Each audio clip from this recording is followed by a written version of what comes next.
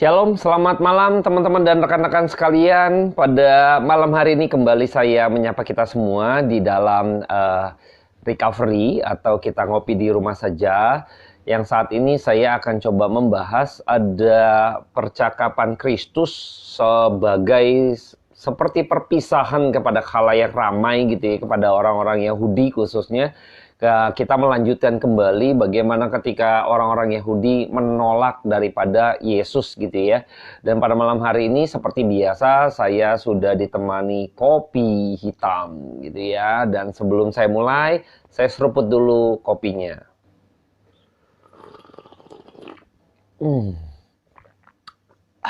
Nah, itu nggak boleh ketinggalan ya. Oke, sebelum saya mulai, saya akan berdoa terlebih dahulu buat setiap kita, agar kiranya malam hari ini kita diberkati oleh perkataan Tuhan yang hidup itu. Tuhan, kami bersyukur karena Tuhan pimpin sampai hari ini. Kami bersyukur karena Tuhan telah membimbing kami sampai sejauh ini.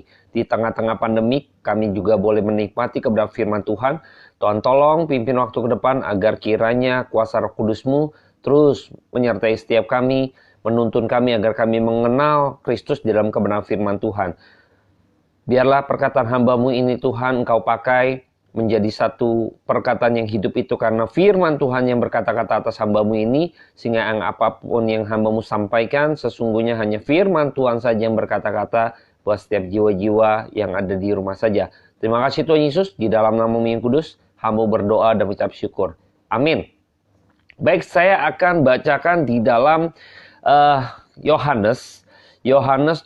Saya akan bacakan firman Tuhan yang terambil di dalam ayatnya yang ke-44 sampai ayatnya yang ke-50 ya. Saya akan bacakan firman Yesus untuk menghakimi.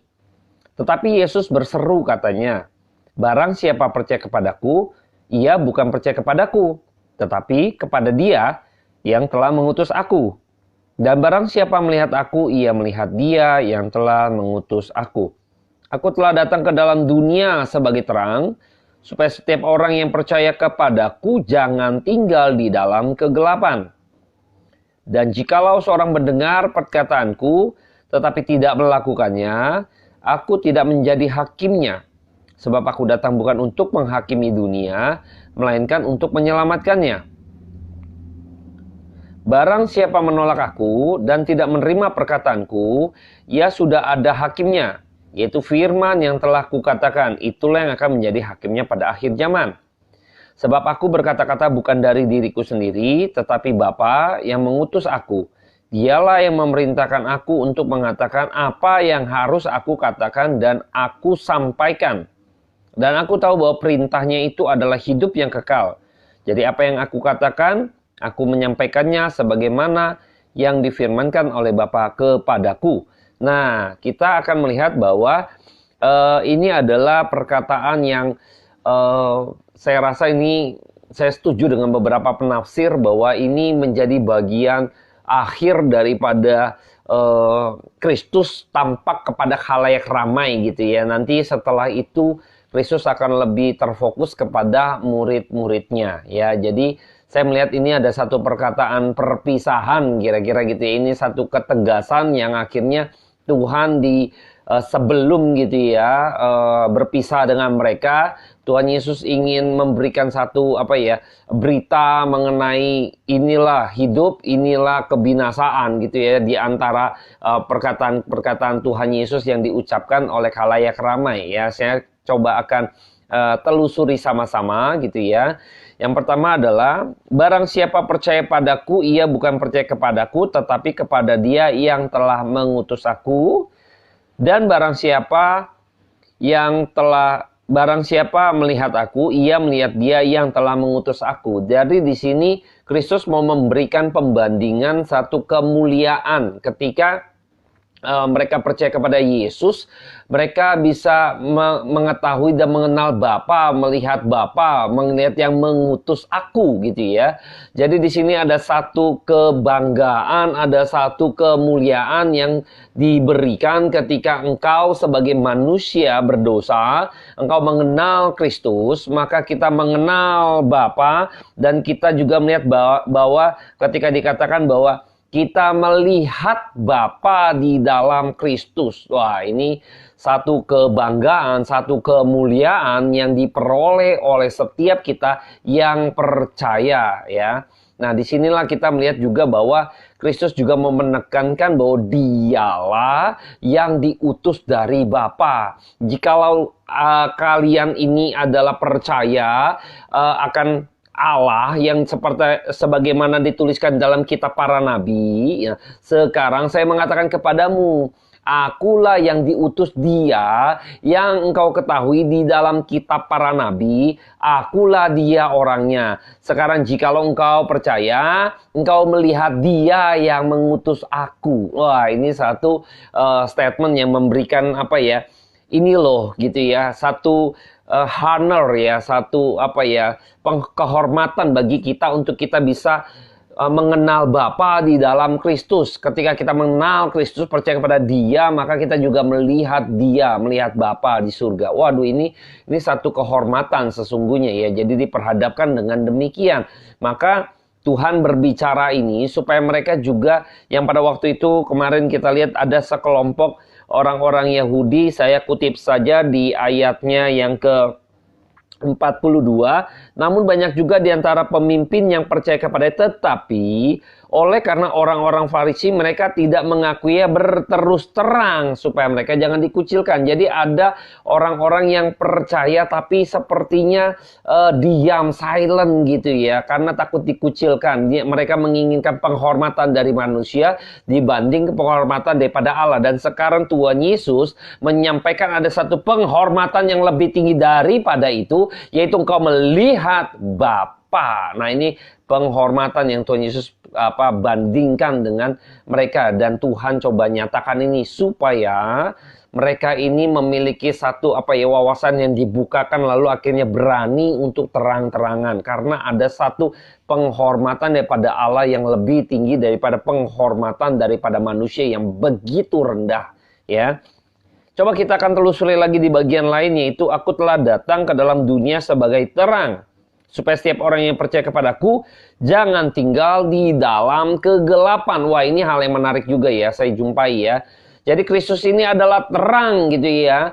Dia ini datang di dalam dunia yang gelap. Kita yang berada di dalam dunia yang gelap, kita yang buta ya, buta di dalam diri kita pun sudah gelap ya, artinya kita tidak bisa melihat.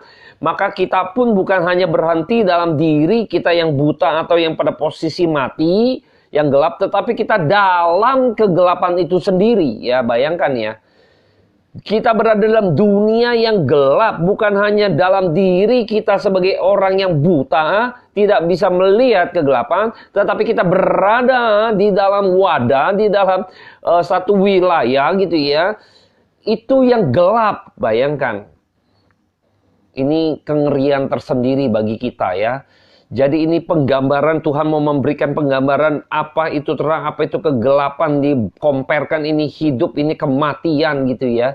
Nah, ketika Tuhan mengatakan akulah telah datang dalam dunia supaya setiap orang yang percaya kepadaku jangan tinggal dalam kegelapan. Ini ada satu kesukaan yang Tuhan Yesus mau sampaikan kepada setiap orang yang percaya, setiap orang-orang Yahudi yang ada di luar sana yang khalayak ramai, mau menyampaikan bahwa ini loh ada satu kesukaan. Engkau tidak lagi berada dalam kegelapan, tetapi engkau akan di dalam terang. Engkau akan tinggal di dalam terang karena Kristus itu adalah terang itu sendiri.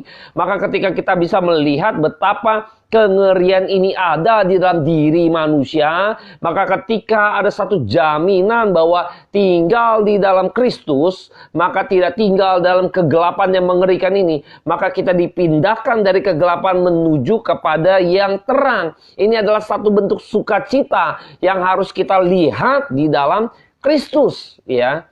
Maka pada bagian ini Tuhan Yesus juga membukakan bagi setiap mereka khalayak ramai gitu ya.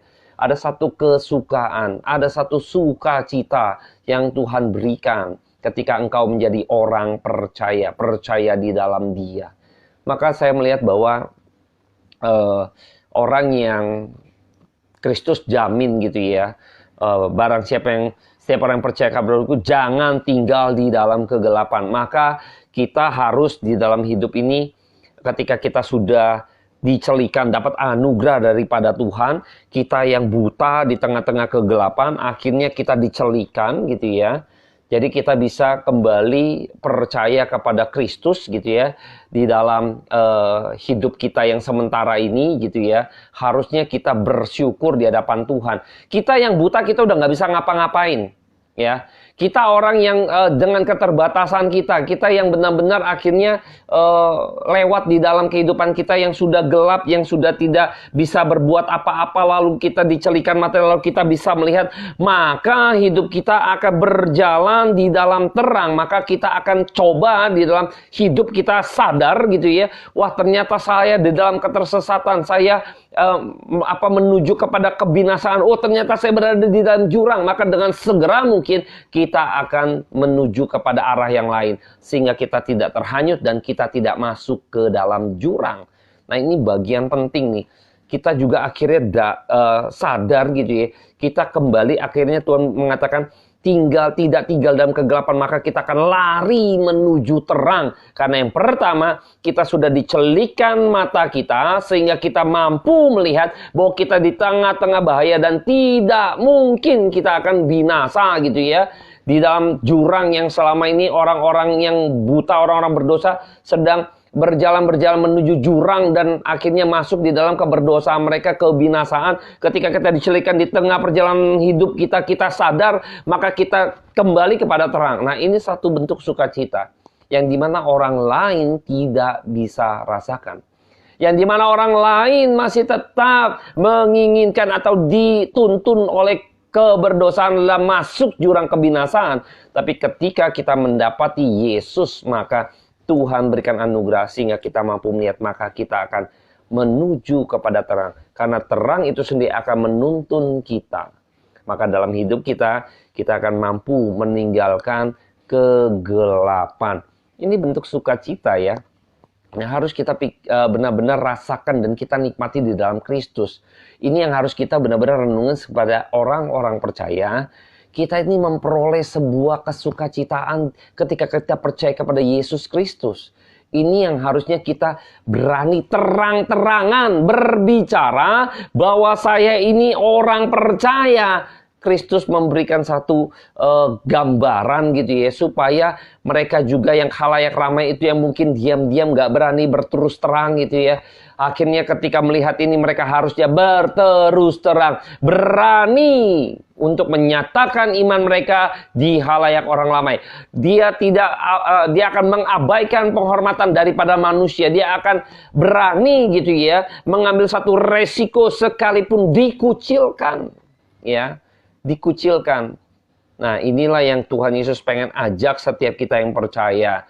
Lihat penghormatan, lihat kesukaan di dalam Kristus.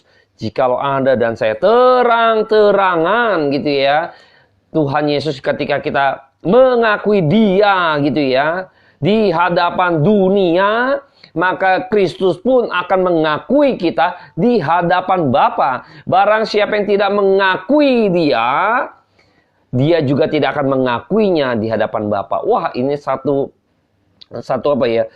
bentuk kita harus melihat ini. Wah, ini Tuhan Yesus memberikan satu proklamir gitu kan kepada Bapa loh. Dia mengumumkan gitu kan bahwa Dia mengenal saya gitu ya.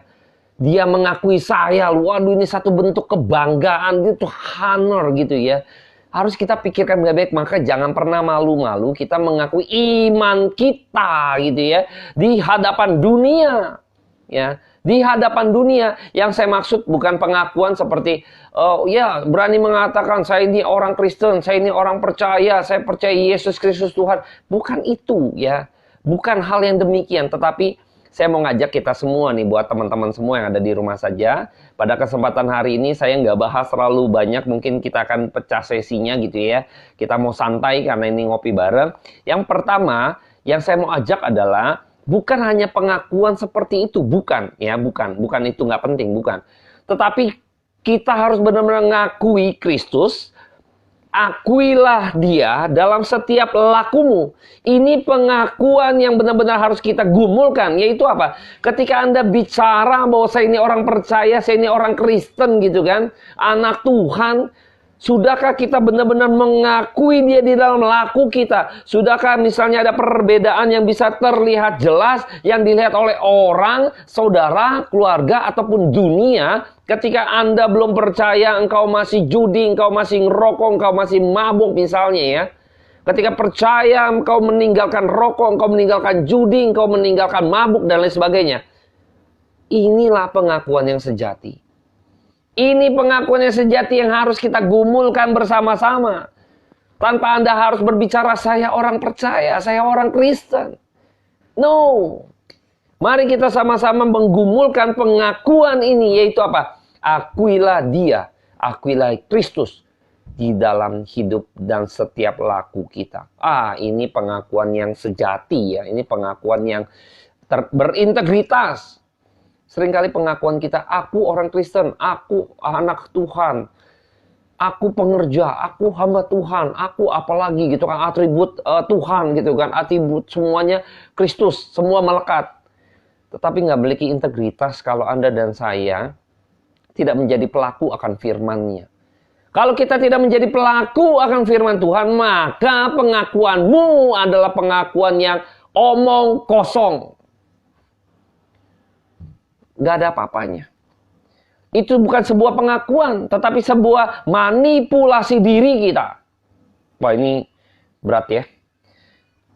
Manipulasi, kita memanipulasi diri kita. Supaya diri kita ini dianggap sebagai orang yang, ya dia orang baik tuh, sering ke gereja, anak Tuhan gitu ya. Kita memanipulasi diri kita. Maka bukan pengakuan yang demikian.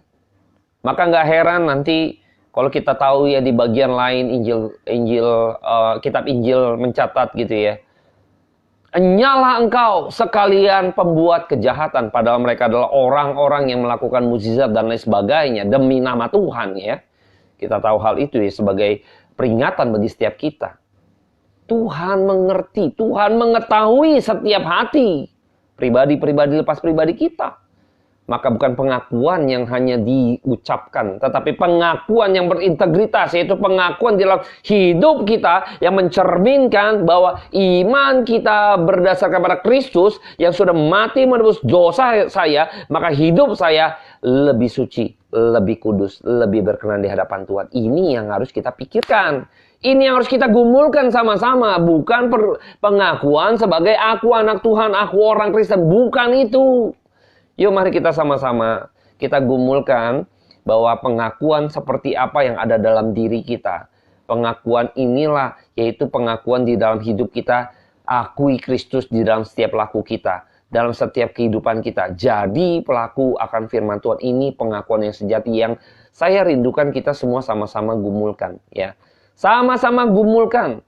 Bukan sebagai orang Kristen KTP gitu ya. Kristen karena mau menikah, lalu pemberkatan di gereja, lalu ya sudahlah dibaptis dan ke gereja supaya dapat sertifikat, supaya saya nanti punya impian gitu kan. Pemberkatan nikah di sebuah gereja gitu kan. Dengan kemegahan, dengan sakral dan sebagainya gitu kan. Hanya untuk kepentingan itu sajakah kekristenan kita? Kita sedang meremehkan yang namanya menjadi pengikut Kristus. Seringkali saya melihat begitu ya. Kita terlalu merendahkan sebagai pengikut Kristus, kita merendah gitu, bukan merendah diri, maksudnya kita merendahkan nilai daripada pengikut Kristus gitu, seperti apa gitu loh. Kita gampang sekali gitu ya menjadi pengikut Kristus gitu ya, tetapi kita nggak pernah menyelaminya. Jadi bagi saya terlalu melecehkan, itu bahaya sekali ya. Kita melecehkan sebagai pengikut Kristus, istilah pengikut Kristus, orang percaya gitu kan. Kita seringkali mendegradasi gitu ya. Tetapi itu di mata Tuhan justru Tuhan tidak mengakui itu. Nah makanya hati-hati bagi setiap kita supaya kita benar-benar berpikir dengan sejelas-jelasnya di dalam kebenaran firman Tuhan. Ketika kita mengenal Dia, maka kita akan keluar di dalam kegelapan. Pada waktu Anda dan saya percaya menjadi orang Kristen, sudah dicelikan matanya, lalu kita bisa melihat diri kita yang begitu kotor, yang begitu bau gitu kan. Ternyata muka celemotan, baju compang-camping gitu ya kan. Ternyata seperti itu ya. Wah, badan saya kotor sekali. Maka pada waktu kita sudah dicelikan mata kita, maka kita akan buru-buru apa? mandi, bersih-bersih, pakai sabun biar wangi. Bayangkan tuh. Inilah ciri orang yang benar-benar sudah dicelikan matanya. Ya. Yang buta sudah dicelikan matanya. Maka orang itu akan sadar dan akan membenahi diri gitu ya. Yang sudah dibawa, disadar, celikan. Lalu dia membenahi dirinya, sesuatu yang bau dia buang. Sesuatu yang kotor dia bersihkan gitu loh. Inilah kesukaan kita. Yaitu kita menyadari kita ini manusia berdosa. Sehingga kita berharap kepada Kristus. Kita menyadari saat ini ketika Tuhan sudah hidupkan saya kembali. Maka saya harus bersihkan ini gitu ya. Yang sudah kotor, yang bau ini. Badan saya ternyata bau, baru sadar loh.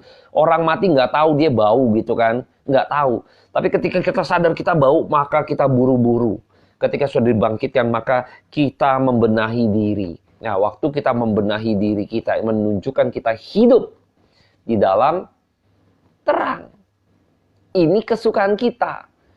Maka pada waktu Anda dan saya menjadi orang percaya pun ada satu kesukaan ketika Anda salah, ketika Anda berdosa, maka Roh Kudus akan tuntun kita, pimpin kita untuk kita sadar bahwa kita ini salah. Ini kesukaan, ya. Ini kesukaan. Kita sadar kita berdosa, maka kita datang pada Tuhan, kita sadar langsung kita perbaiki, kita mandi, kita bersih-bersih gitu kan. Seperti kita sadar nih, waduh, ini bau ternyata, wah sikat mandi sabunan yang beres-beres lagi gitu loh. Seperti itu kira-kira ya. Ini kan kesukaan. Masuk dalam tahap berikutnya ketika Anda dan saya ketika sudah disadarkan gitu kan. Pada waktu kita dulu nggak tahu gitu.